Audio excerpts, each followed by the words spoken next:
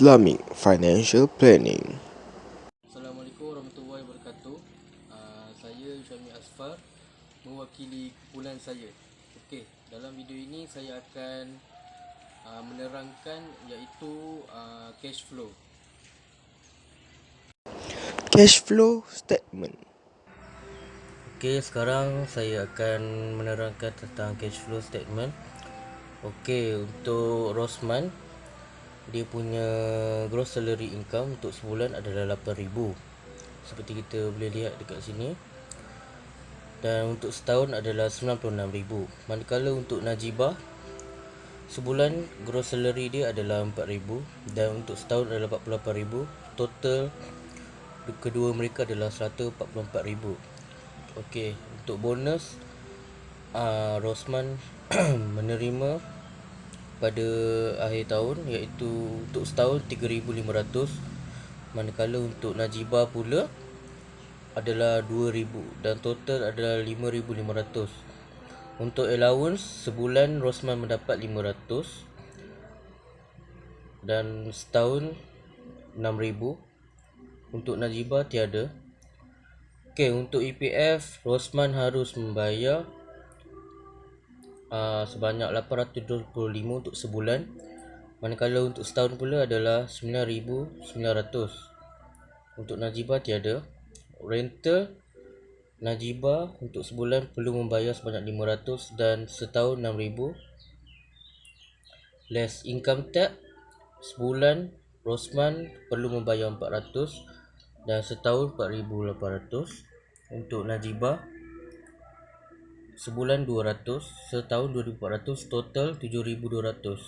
Untuk zakat, setahun Rosman membayar 1,500, manakala Najibah setahun 1,000, total 2,500. Total income bagi Rosman untuk sebulan adalah 7,275, untuk setahun 89,300, manakala Najibah sebulan total income adalah 4,300 dan setahun 52,600 dan total kedua-duanya adalah 141,900.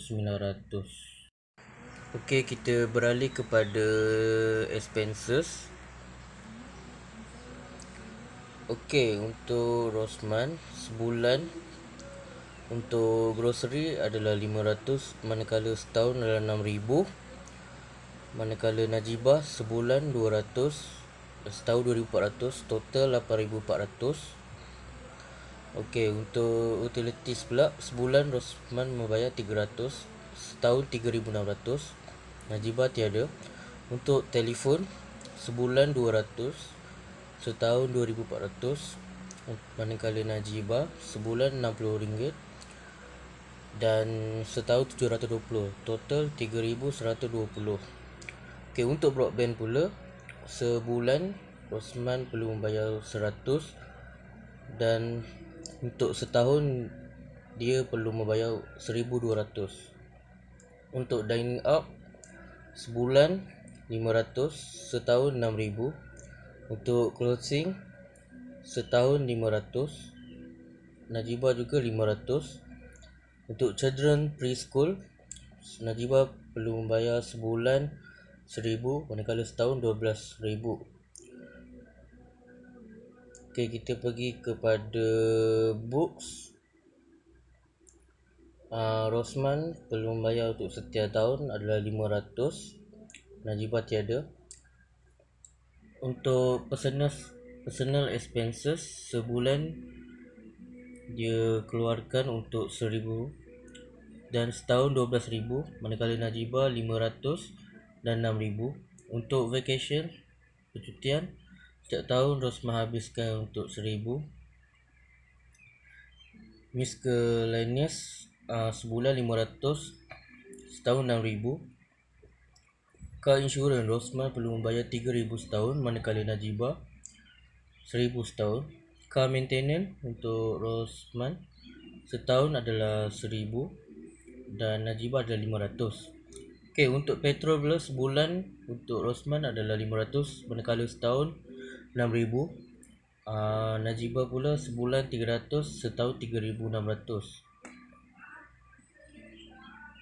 Okey, untuk first house financing, sebulan Rosman perlu membayar 1468. Okey, setahun 17,616. Second house financing, Najibah membayar setiap bulan 1259 dan setiap tahun adalah 15,108. Untuk takaful policies, Rosman perlu membayar sebulan 200 manakala setiap tahun 2,400. Najibah pula sebulan 200 dan setahun 2,400, total 4,800. Untuk parent, Rosman mengeluarkan sebanyak 200 dan setahun 2,400. Car installment, Osman setiap bulan untuk setiap bulan 1,175.93 sen, manakala untuk setahun 14,111.16 sen. Untuk Najibah pula sebulan RM559.52 sen dan untuk setahun RM6,714.24 sen. Untuk kad kredit medical takaful setahun 3,600, medical takaful pun 3,600. Okey, untuk total expenses sebulan 6,643.93 sen, setahun 92,927.16 sen, manakala untuk Najibah RM4,078.52 untuk sebulan dan untuk setahun RM50,942.24 total semua adalah RM143,869.40. Untuk net surplus deficit sebulan 631.07. Untuk setahun sudah tolak RM3,627.16, manakala untuk Najibah RM221.48 dan setahun adalah RM1,657.76. Okey, itu saja dari saya. Sekian, terima kasih. Assalamualaikum dan salam sejahtera. Saya Muhammad Syukri bin Muhammad Noh. Mewakili guru saya ingin menerangkan sedikit tentang recognition of cash flow. Okey, sebelum ni kawan saya Yushak bin Asfar telah menerangkan tentang cash flow. Okey, saya dekat sini ingin menerangkan tentang recommendation cash flow, macam mana daripada negatif into the positive. Recommendation cash flow statement. Sekarang saya akan menerangkan tentang recommendation of cash flow. Okey. Sebentar tadi kan user menerangkan pasal cash flow. Okey. Dia punya cash flow negatif. Rosman dengan Najibah negatif. And then selepas recommendation kita boleh buat dia jadi positif. Okey, bagaimana kami buat? Okey, saya akan terangkan. First adalah telefon from 200 hingga 100 Rosman punya. Telefon Rosman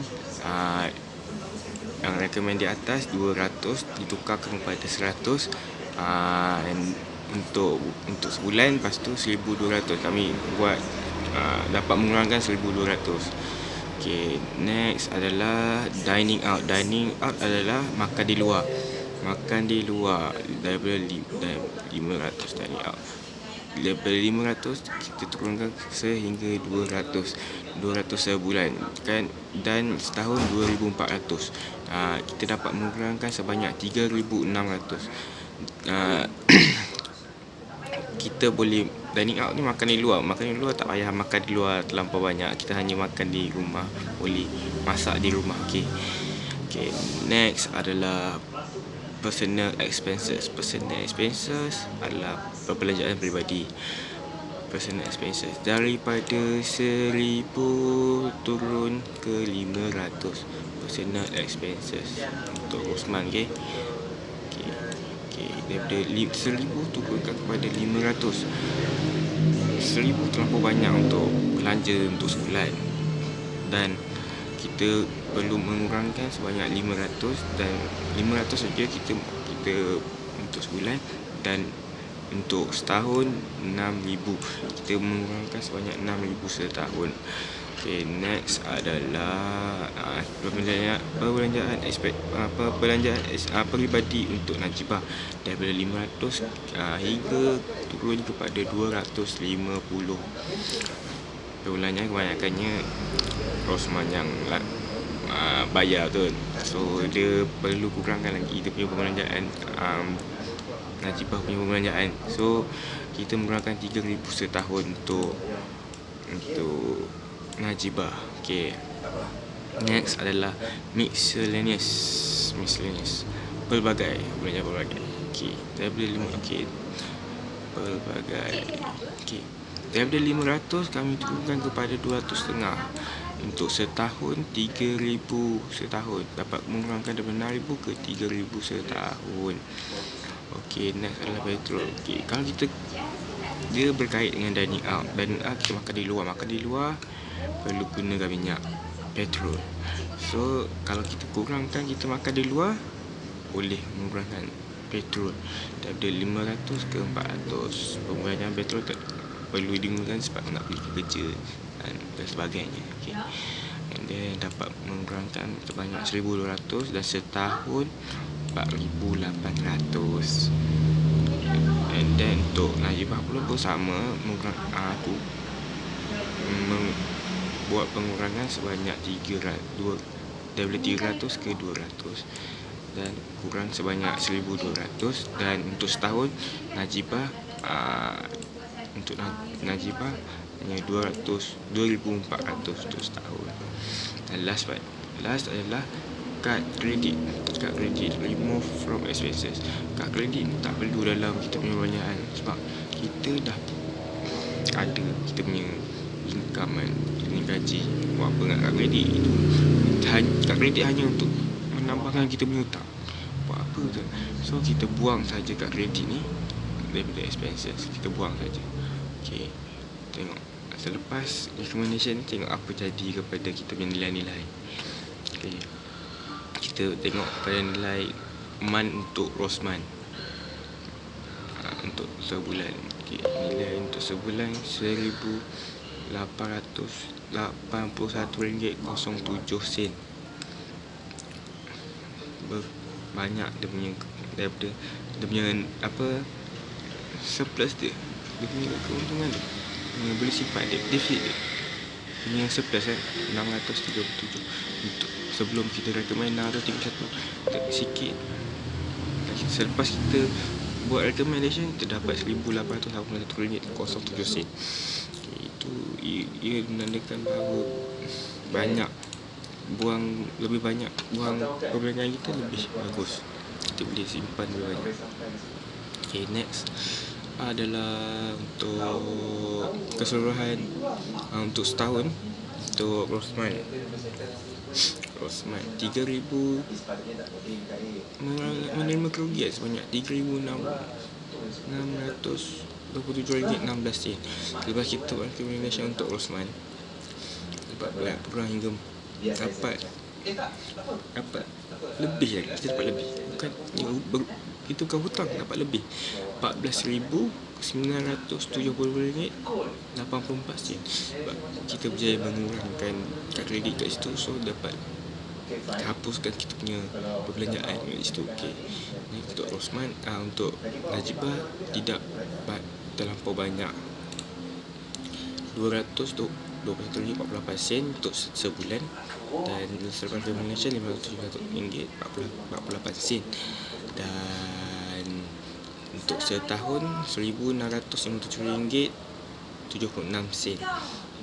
Net surplus dia. Dan untuk setahun selepas recommendation RM5,857.76 sen. Dan untuk keseluruhan untuk campur dua sekali sebelum recommendation hutang ya RM1,969.40 sen hutang defisit. Dan selepas kami buat recommendation RM20,830.60 sen. Banyak tu simpanan tu, boleh simpan dalam kita punya simpanan. Okay. sekian saja daripada saya tentang macam mana recommendation of cash flow tersebut. Okey, akhir kata duduklah di rumah disebabkan COVID-19, stay at home. And then kalau duduk rumah kita dapat memutuskan rantaian COVID-19 ini. So itu saja dari saya dan tim saya. Terima kasih.